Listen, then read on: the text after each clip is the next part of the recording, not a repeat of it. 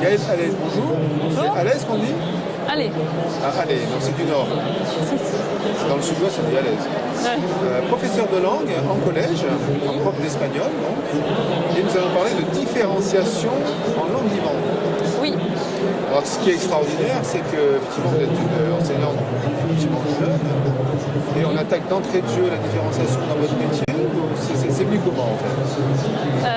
C'est le fruit d'une réflexion effectivement, alors, on va dire courte mais intense. Effectivement, j'enseigne depuis 3 ans et dès l'année dernière, je me suis posé cette question de différenciation.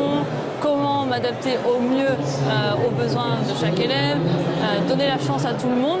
Effectivement, j'ai mûri cette réflexion et j'ai pu trouver un de mes collègues dans l'académie, Sébastien Franc, professeur d'anglais, avec lequel on a réfléchi au remaniement du système d'évaluation, les compétences et comment tout prendre en compte.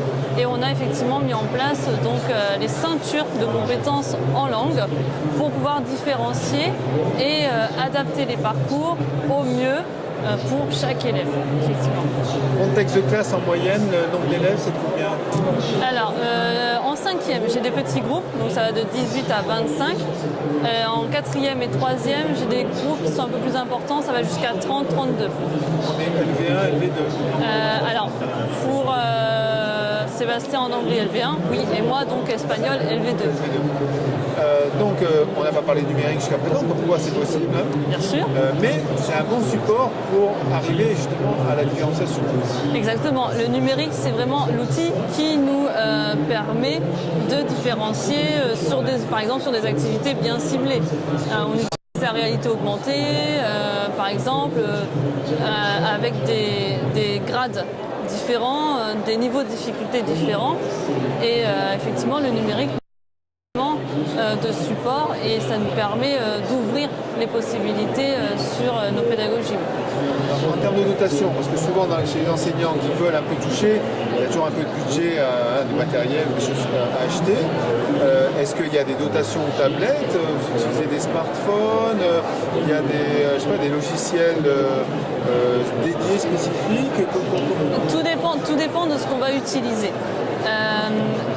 On peut utiliser par exemple les smartphones pour la réalité augmentée. Ça, c'est effectivement les outils des élèves, donc là, il n'y a aucun problème. Mais la réalité augmentée peut aussi passer avec les tablettes de l'établissement.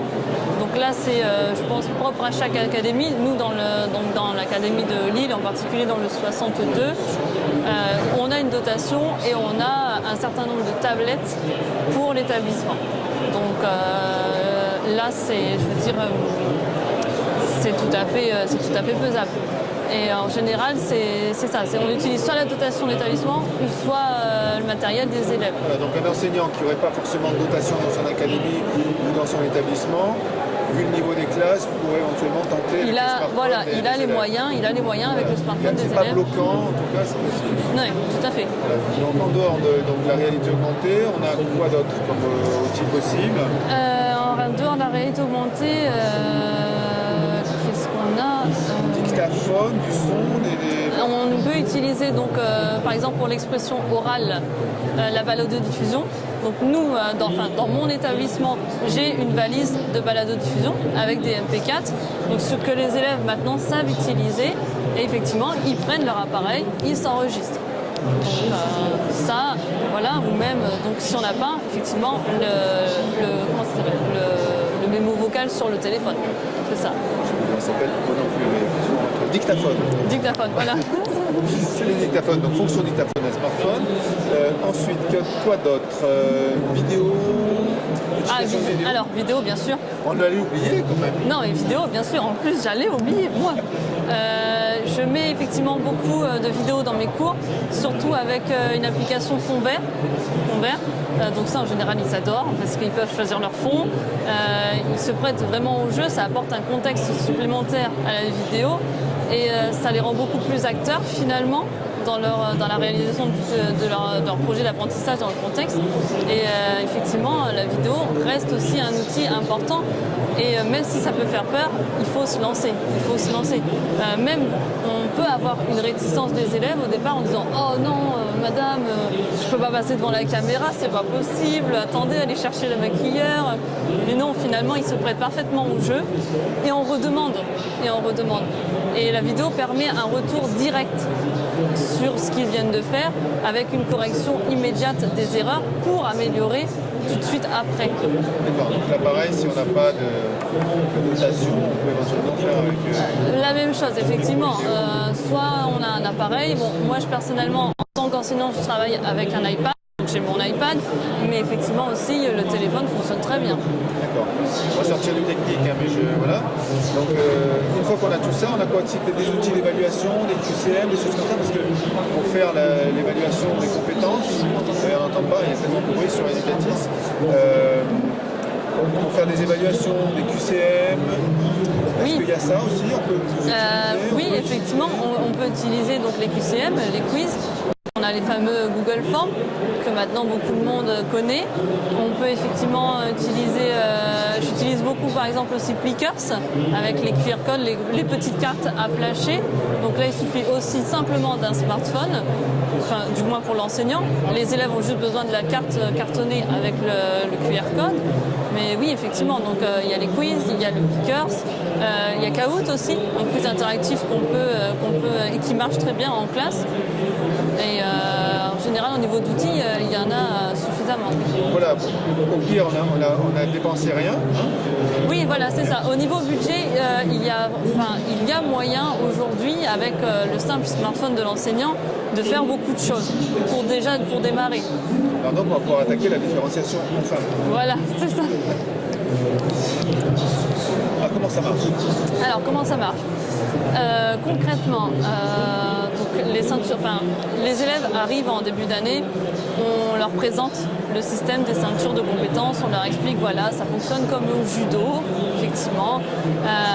Et là, vous êtes donc acteur, c'est vous qui allez choisir votre parcours, votre ceinture à passer, à atteindre. Donc déjà là, c'est vraiment tout nouveau pour eux et ils se disent quoi, mais on a le choix. Non, ils sont déjà surpris d'avoir le choix. D'habitude, on leur impose. Là, non, c'est vous qui choisissez. Et oui, madame, on peut choisir. Oui, vous pouvez choisir complètement. Donc là, effectivement, ils lisent donc, la feuille de route, puisque ça se présente sur une feuille de route. Donc ceinture jaune-blanc, ceinture jaune, ceinture jaune-orange. Voilà, ils choisissent. Et au fur et à mesure donc, des activités, on leur rappelle, voilà, il y a un cartouche avec la ceinture, les compétences à valider. Et donc ils disent, bon bah voilà, moi pour l'expression écrite, je veux valider la jaune-blanc. Donc effectivement, ils se mettent au travail dans l'activité en fonction donc, des compétences listées. Voilà. Donc ça, c'est, on va dire, la mise en place basique des ceintures. Voilà. Et après, par exemple, quand on attaque une activité de compréhension orale, par exemple, vous pouvez avoir, on va prendre la réalité augmentée, avec le système Dora, donc un petit dessin devant lequel on passe le téléphone. On peut avoir un petit dessin réservé aux ceintures faibles, on va dire jaune-blanc surtout, ceinture jaune et un ceinture jaune-orange. Donc il sera forcément plus complexe et plus évolué que la ceinture jaune-blanc. Et donc vous faites de la différenciation puisque l'élève choisit l'aura qui correspond donc au niveau qu'il souhaite valider et à la maîtrise qu'il souhaite acquérir. Wow. Et donc en fait, donc ça marche bien. Ça marche très bien et le climat de travail est beaucoup plus serein. Les élèves ne viennent plus en cours en étant stressés avec l'évaluation, en se disant oh là là, je vais louper, je vais pas y arriver, c'est pas possible. Non, le climat de travail a vraiment changé. Je l'ai mis en place là depuis septembre et j'ai vraiment vu la différence. Bon, si ça fait pas longtemps que j'enseigne, j'ai vraiment vu la différence par rapport à mes 2 premières années où effectivement mes élèves ne viennent plus stressés dans le cours et même moi. Je suis plus stressée. On a vraiment un relationnel en fait, pas de complicité mais presque quand même, comme si on travaillait ensemble pour sa réussite à lui, puisque finalement il vient me dire « Madame, je voudrais valider ça, est-ce que vous pensez que ça va marcher ?» Alors, fais-moi voir ton travail.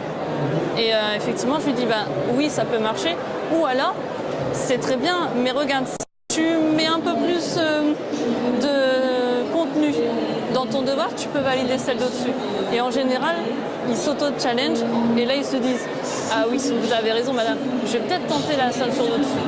Donc c'est vrai que le climat de travail est beaucoup plus serein et ils s'automotivent, entre guillemets, et ils cherchent à aller au-dessus d'eux-mêmes. Au-delà du travail individuel qui est fait par chacun pour avoir la ceinture de tel ou tel niveau en telle ou telle matière, je suppose qu'il y a des moments où on va avoir un travail collectif sur certaines choses. On reste toujours comme dans un schéma classique de travail en commun ou pas? En réalité, on va regrouper peut-être des ceintures entre elles. En réalité, donc je travaille donc en îlot. J'essaie de mettre une ceinture, on va dire, un peu plus forte sur chaque îlot, pour donner un moteur au groupe. Mais c'est vrai que mes moments classe, on va dire, en enseignement frontal, ont presque disparu. Et c'est vraiment très, en fait, c'est les élèves. C'est les îlots qui travaillent. Entre eux, voilà, c'est du collectif. Ils font vraiment tout. Après, oui, je reprends la main quand on fait du collectif, une mise en commun. Mais c'est vraiment très rare. C'est surtout diminué par rapport à une méthode un peu plus classique. Tant qu'on est sur les ceintures, on parle de 3 niveaux. Est-ce qu'il peut y avoir... Ça, c'est à l'appréciation de l'enseignant de définir un nombre de niveaux ou est-ce qu'il y a des règles? Alors, nous avons pensé les ceintures sur tout le cycle collège-lycée. Donc, c'est-à-dire que tout le monde... Alors, je vais prendre ma matière, l'espagnol. Donc, il démarre l'espagnol en 5e, LV2 5e. Donc, en 5e, tout le monde est ceinture blanche, puisque tout le monde commence, donc personne n'a de base normalement. Et au fur et à mesure des activités, il valide la jaune-blanc, la jaune. Et on va comme ça jusqu'au lycée. En fait, c'est prévu de façon progressive et de façon continue. Donc, c'est vraiment une progression sur le collège et sur le lycée. C'est pas cloisonné. Donc, sachant que la ceinture, une des dernières, la ceinture noire, est prévue pour la terminale, pour le lycée. D'accord. On peut pas avoir une ceinture noire quand on est en seconde alors? Non, pas forcément, parce qu'en fait, du coup, la ceinture noire entraîne forcément des compétences qu'on n'a pas encore développées en seconde, du moins dans la langue concernée, un niveau de complexité qu'on n'a pas forcément encore pu acquérir. Donc c'est vraiment par palier de progrès et vraiment progressif. Merci. De rien. Et cette petite musique.